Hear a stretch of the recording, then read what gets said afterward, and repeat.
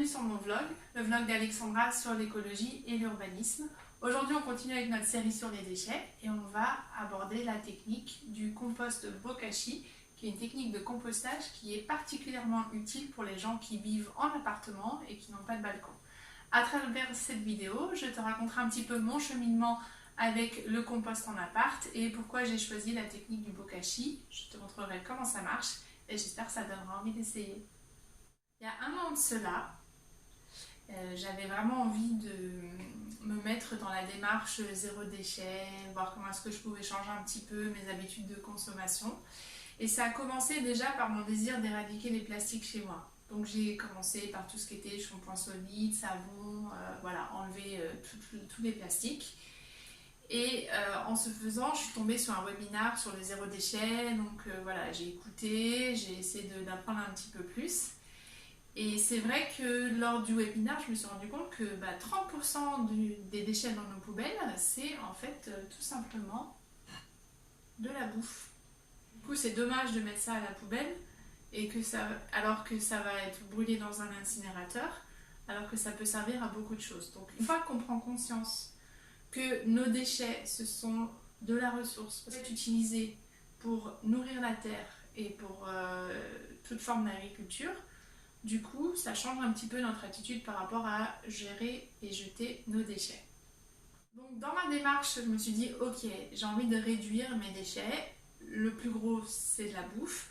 Donc, qu'est-ce que je peux faire? Quel type de compostage est-ce que je peux mettre en place pour réduire mes poubelles? J'ai regardé un petit peu mon type d'alimentation. Donc moi, j'ai une cuisine très méditerranéenne. J'aime cuisiner à l'huile d'olive. J'aime tout ce qui est poisson. J'aime l'ail, l'échalote, les oignons, les agrumes. Et c'est vrai que beaucoup des techniques de compostage ne permettent pas en fait de composter ces aliments-là. Et donc je trouvais que ça n'avait pas de sens du coup si je voulais faire un compost, mais que ceux avec quoi je cuisine principalement, je ne peux pas le composter. Donc j'ai découvert cette technique-là et je me suis lancée. Alors selon si tu es dans le DIY ou pas, tu peux soit en acheter un, c'est ce que moi j'ai fait, ou soit t'en construire un toi-même. En gros, c'est deux seaux. Tu as un seau extérieur et tu as un seau intérieur qui est plus petit, qui vient se mettre à l'intérieur et ça crée un espace là entre les deux. Et c'est un processus de fermentation, c'est-à-dire que tu vas mettre tes déchets, tu vas ensuite saupoudrer avec des micro-organismes et puis tu vas mettre le couvercle, je te montrerai tout à l'heure, le couvercle donc par-dessus, tu vas pousser et ça enlève tout l'air. Et ça va créer un système anaérobique, donc sans air, pour permettre aux micro-organismes de biodégrader en fait ta bouffe, tout simplement. Donc l'avantage de ce compost, c'est que tu vas pouvoir mettre les agrumes, les épluchures d'ail, d'oignons, d'échalotes, tu vas pouvoir mettre tout ce qui est poisson, tu peux mettre de la viande crue, ou tu peux mettre de la viande cuite, mais attention pas à la graisse de viande. Hein. Tu vas pouvoir mettre du fromage, enfin voilà, tu peux vraiment mettre beaucoup de choses. Il y a plein de choses que tu peux mettre, mais dans les grandes lignes. Donc du coup, c'est quand même, en tout cas en France, la plupart de ce qu'on mange. Et tu vas pouvoir déjà mettre ça là-dedans. Donc moi, je t'invite en fait à accumuler tes déchets dans un petit seau comme ça. Comme ça, tu n'as pas besoin de le faire tous les jours. Alors, soit tu es à l'aise avec un petit seau, tu vois, comme ça, soit tu l'es pas et tu préfères un bocal hermétique. Comme ça, tu n'as pas de risque de fuite d'odeur ou etc. Et en fait, tous les 2 jours, tu viens remplir, ou selon la quantité de nourriture de déchets verts que tu génères, tu vas venir mettre dans ton compost. Alors moi, j'ai pris un compost de 10 litres, hein, mais ça vient dans toutes les tailles. Hein. Tu peux en prendre un plus grand si tu veux. Et en fait, du coup, tu vas venir couper en petits morceaux tes déchets. Moi je t'invite à faire des couches. Tu saupoudres de micro-organismes, tu mets des couches par dessus et tu refermes et tu laisses le processus normal se faire. Dès que tu as commencé à mettre les micro-organismes, tu vas avoir un processus de biodégradation qui se met en place. Ça va générer en fait un jus. Le jus il est très acide, donc il faut vraiment le diluer. Si tu oublies de diluer le jus, tu le mets directement, alors là tu tues toutes tes plantes. Tu vas diluer ton jus et ensuite tu vas pouvoir arroser tes plantes avec. C'est vraiment génial, tes plantes elles vont kiffer, elles vont s'épanouir dans ton appartement ou ta maison, parce que tu peux aussi le faire en maison, un seul système de compost, et ça va être vraiment génial.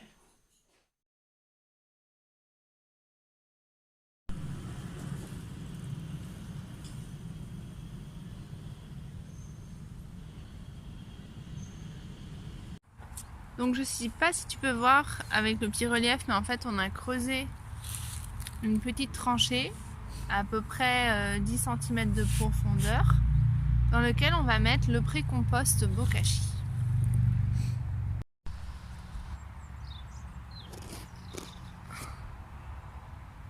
Ah, super. Alors ce qu'il faut savoir avec le compost, c'est qu'en fait il y a une fine pellicule qui se crée, comme tu peux le voir. D'accord? Et ça crée une base de pré-compost remplie de micro-organismes qui va te permettre ensuite de le mettre dans ta tranchée pour laisser une décomposition pour encore 15 jours. Et au fur et à mesure, les micro-organismes, les vers de terre et autres insectes présents dans la terre vont continuer la biodégradation de ton pré-compost bokashi tout en permettant un enrichissement minéral et organique de ta terre. Donc là tu peux voir donc, tous ces déchets qui ont commencé à être en pré-compost.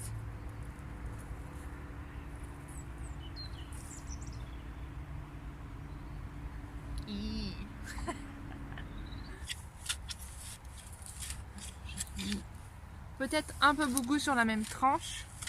Je vais en mettre un petit peu moins. Et ensuite, tu viens recouvrir avec ta terre par-dessus.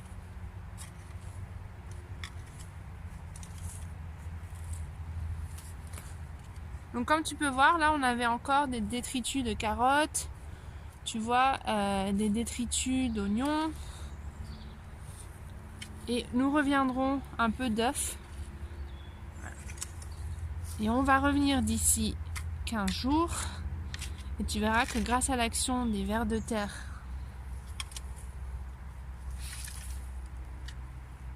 et de la nature, tout ça aura disparu.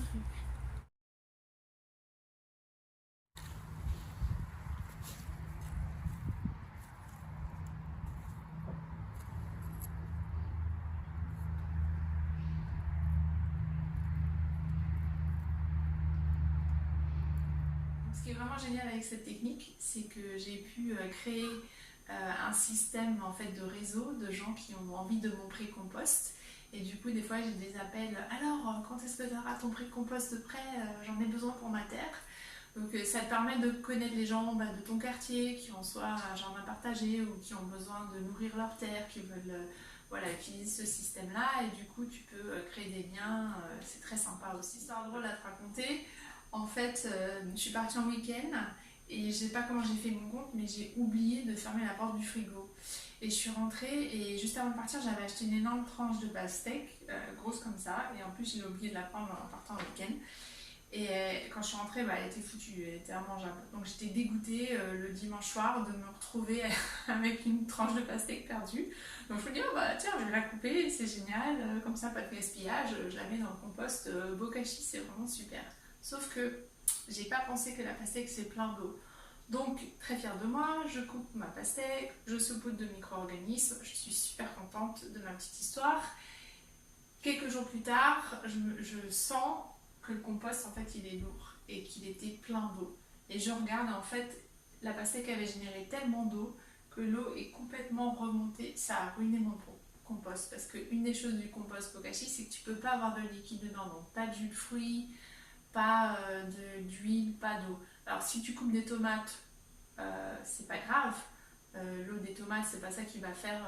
Mais l'eau de la pastèque, par contre, quand tu as une énorme pastèque que tu mets dans un petit compost comme ça, bah alors là, donc finalement j'ai dû donner mon compost, il était ruiné, ça marchait plus la biodégradation, donc j'ai dû donner mon compost, le mettre dans un compost normal, voilà, pour qu'il finisse sa vie comme ça.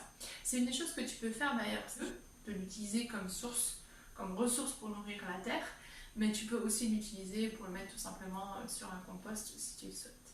Voilà, j'espère que cette vidéo sur le compostage en appartement grâce à la technique du bokashi t'a plu.